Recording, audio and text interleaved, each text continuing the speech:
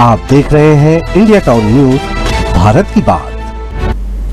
नमस्कार, मैं हूं आपके साथ संजना कुशवाहा। स्वागत है आपका हमारे खास बुलेटिन राजधानी सरकार धानी में, जहां हम आपको छत्तीसगढ़ की महत्वपूर्ण खबरों से रूबरू कराएंगे। तो चलिए बुलेटिन की शुरुआत करने से पहले एक नजर डालते हैं आज के हेडलाइंस पर। हड़ताली एनएचएम कर्मचारियों को लेकर सरकार का बड़ा फरमान। अनुपस्थित लोगों को नहीं मिलेगा वेतन, कार्य नहीं तो वेतन नहीं का सिद्धांत लागू। राजधानी में अब बिना हेलमेट नहीं मिलेगा पेट्रोल। संचालकों ने लिया फैसला, 1 सितंबर से नो हेलमेट नो पेट्रोल अभियान।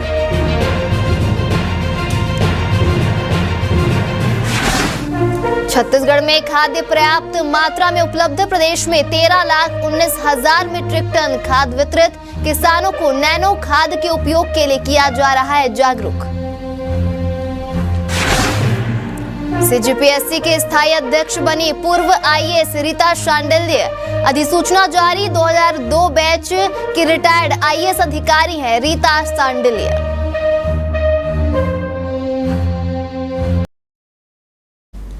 चलिए बढ़ते हैं छत्तीसगढ़ की महत्वपूर्ण खबरों की ओर। खबर बड़ी है, जहां बीते कई दिनों से हड़ताल पर बैठे एनएचएम कर्मचारियों को लेकर सरकार ने बड़ा आदेश जारी किया, जिसे सुनकर इन कर्मचारियों की रात की नींद गायब हो गई है। दरअसल सरकार ने कार्य नहीं तो वेतन नहीं का सिद्धांत लागू करने का आदेश जारी कर दिया है, जिसमें कहा गया है कि अनुपस्थित एनएचएम कर्मचारियों को वेतन नहीं मिलेगा। साथ ही उपस्थित ना दिए जाने पर अनुशासनात्मक कार्रवाई की अनुशंसा की जाएगी।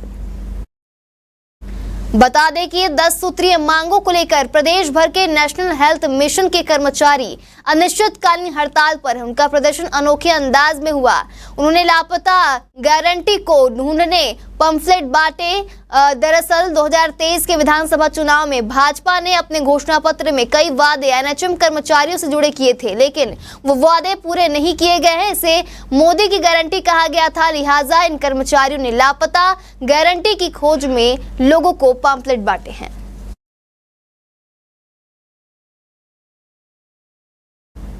बढ़ते हैं अगली खबर की ओर। बिहार में कांग्रेस नेता राहुल गांधी की वोटर अधिकार यात्रा के दौरान प्रधानमंत्री नरेंद्र मोदी के लिए अभद्र भाषा के इस्तेमाल को लेकर उठे विवाद के बीच छत्तीसगढ़ के पूर्व मुख्यमंत्री भूपेश बघेल ने कहा कि भाजपा षड्यंत्रों में विश्वास रखती है और यह घटना भी संभवतः एक साजिश हो सकती है।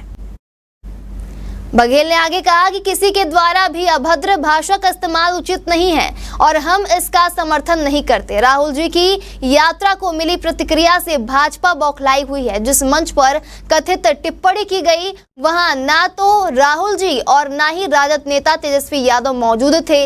यहां तक कि हमारे गठबंधन के नेता भी वहां मौजूद नहीं थे। ऐसे में किसी ने अभद्र शब्दों का इस्तेमाल किया।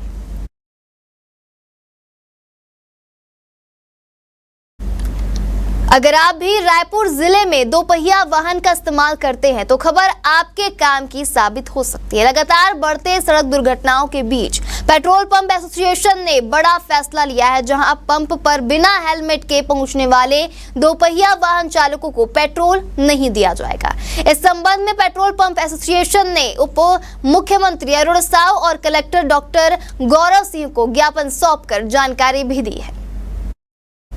राजधानी रायपुर में 1 सितंबर से नो हेलमेट नो पेट्रोल अभियान जिले में सख्ती से लागू किया जाएगा। सभी पेट्रोल पंपों पर पेट्रोल भरवाने के लिए हेलमेट के साथ पहनना अनिवार्य होगा। एसोसिएशन का मानना है कि रायपुर में पिछले कई दिनों से सड़क दुर्घटनाओं में लोगों के गंभीर रूप से घायल और कुछ मामलों में मौत की अत्यंत दुखद खबरें सामने आई हैं। इन घटनाओं में अधिकतर दोपहिया वाहन चालकों ने हेलमेट नहीं पहना था, जिसके कारण दुर्घटना होने पर उन्हें सिर में चोट लगी और उनकी मौत हो गई।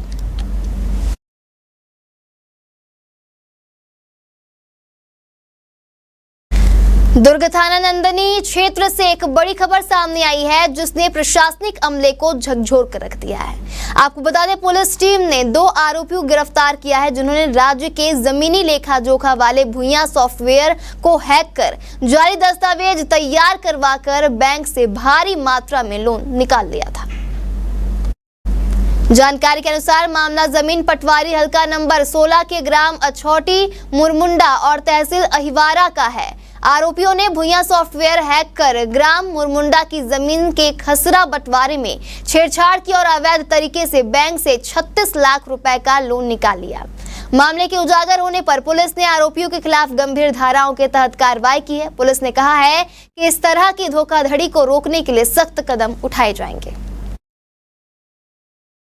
थाना नंदिनी नगर में रिपोर्ट दर्ज कराई गई थी कि छत्तीसगढ़ शासन के भुइयां ऐप को हैक करके जो ग्राम मुरमुंडा के पटवारी हल्का के जो खसरा नंबर की जमीन है उसके कूटरचित दस्तावेज तैयार किए गए थे, जिसके आधार पर बैंक से लोन प्राप्त किया गया था और अज्ञात आरोपियों के द्वारा उसे हैक कर लिया गया था। विवेचना के दौरान स्पष्ट हुआ कि बैंक में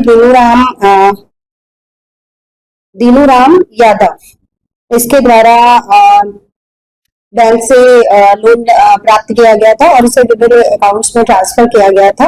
इसी अनुक्रम में नंद किशोर साहू के अकाउंट में उक्त रकम का ट्रांसफर होना पाए जाने से और जो नंद किशोर साहू के द्वारा है उसे अपने बिजनेस में उस रकम को यूज किए जाने पर आरोप सिद्ध पाया गया और प्रकरण में आरोपी नंद किशोर साहू को गिरफ्तार कर जेल भेजा गया है।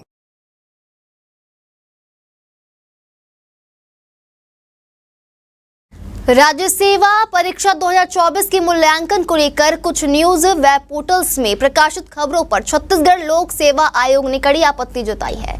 आयोग ने कहा है कि 3 मूल्यांकनकर्ताओं के नाम उजागर कर परीक्षा प्रक्रिया पर प्रश्न उठाने का प्रयास किया गया, जबकि आयोग निष्पक्ष, पारदर्शी और त्रुटि रहित मूल्यांकन के लिए पूरी तरह प्रतिबद्ध है। आयोग ने स्पष्ट किया है कि प्रत्येक विषय के प्रश्न पत्र, प्रश्न और उप प्रश्नों के मूल्यांकन के लिए बड़ी संख्या में विषय विशेषज्ञों को आहूत किया जाता है। साथ ही मूल्यांकन की प्रक्रिया कई स्तरों पर जांच से गुजरती है, जिसमें गोपनीयता बनाए रखना सभी की बाध्यता है। आयोग का मानना है कि कुछ व्यक्तियों ने व्यक्तिगत द्वेष की भावना से मूल्यांकनकर्ताओं जो एक ही संस्था में कार्यरत हैं को निशाना बनाकर जानबूझकर आयोग की प्रक्रिया को संदिग्ध ठहराने का प्रयास किया है।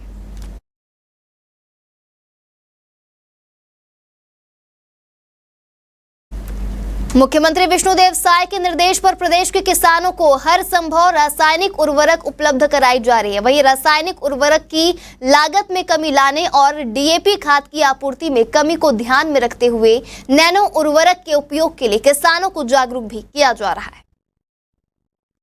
प्रदेश में चालू खरीफ सीजन के लिए भारत सरकार द्वारा 14,62,000 मीट्रिक टन विभिन्न रासायनिक खादों का लक्ष्य निर्धारित किया गया है। लक्ष्य के विरुद्ध सरकारी और निजी क्षेत्रों में 15,64,000 मीट्रिक टन रासायनिक खाद का भंडारण कर लिया गया है। भंडारण के विरुद्ध किसानों को 13,19,000 मीट्रिक टन उर्वरकों का वितरण किया गया है। समितियों और निजी क्षेत्रों में भी यूरिया पर्याप्त मात्रा में उपलब्ध है। किसान भी उत्साहपूर्वक नैनो उर्वरकों का उपयोग कर रहे हैं।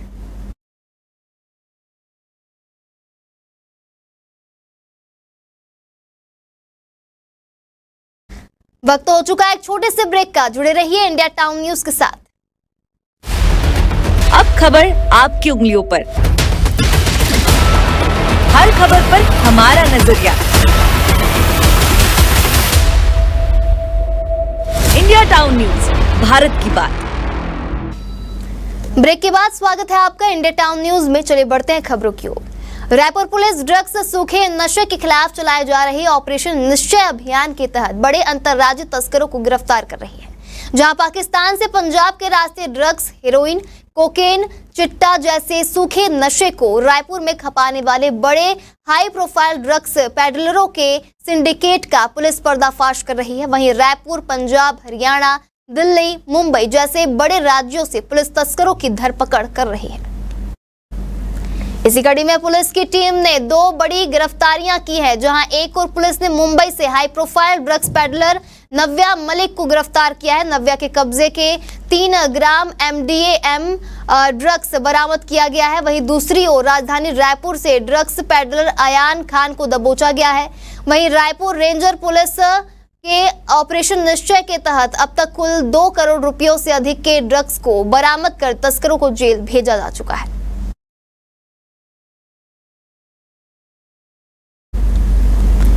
हाईकोर्ट ने संयुक्त पुलिस कर्मचारी एवं परिवार कल्याण संघ की जनहित याचिका खारिज कर दी है। बता दें, डिवीजन बेंच ने दायर याचिका को जनहित याचिका नहीं माना और कहा कि यह सर्विस मैटर है।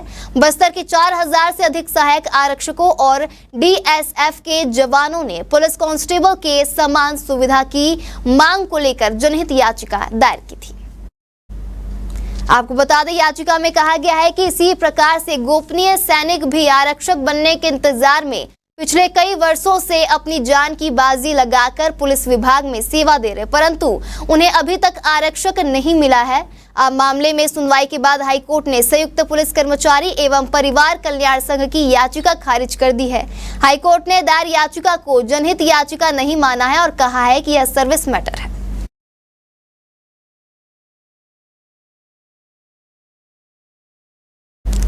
नीट यूजी की काउंसलिंग में एक अभ्यर्थी द्वारा प्रथम चरण की काउंसलिंग में CGDME द्वारा दिए गए श्रेणी संवर्ग में एडिट ऑप्शन को चुनौती देते हुए उच्च न्यायालय बिलासपुर में याचिका दायर की गई थी, जिसमें अभ्यर्थी द्वारा एडिट ऑप्शन के उपरांत कैटेगरी संवर्ग को बदलने की सुविधा को अमान्य करते हुए इसके आधार पर 12 अगस्त को जारी मेरिट लिस्ट को अमान्य करने की याचना की है।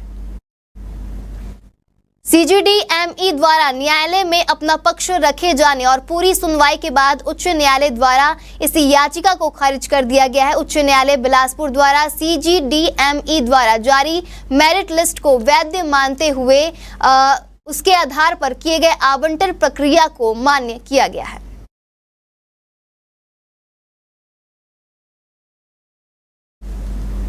बढ़ते हैं आखिरी खबर की ओर। छत्तीसगढ़ की पूर्व IAS अधिकारी रीता शांडिल्य को राज्य सरकार ने छत्तीसगढ़ लोक सेवा आयोग यानी कि CGPSC का नया स्थायी अध्यक्ष नियुक्त किया है। आपको बता दें, सामान्य प्रशासन विभाग ने इसकी अधिसूचना भी जारी कर दी है।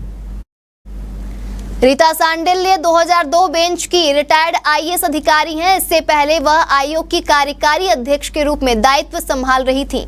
अब उन्हें स्थायी अध्यक्ष नियुक्त किया गया है। गौरतलब है कि टामन सोनवानी के कार्यकाल के दौरान CGPSC में बड़ा घोटाला सामने आया था, जो चुनाव में भी बड़ा मुद्दा बना। नई सरकार के गठन के बाद इस मामले में CBI जांच हुई और जांच के बाद तत्कालीन अध्यक्ष सोनवानी समेत कई लोगों को गिरफ्तार किया गया है।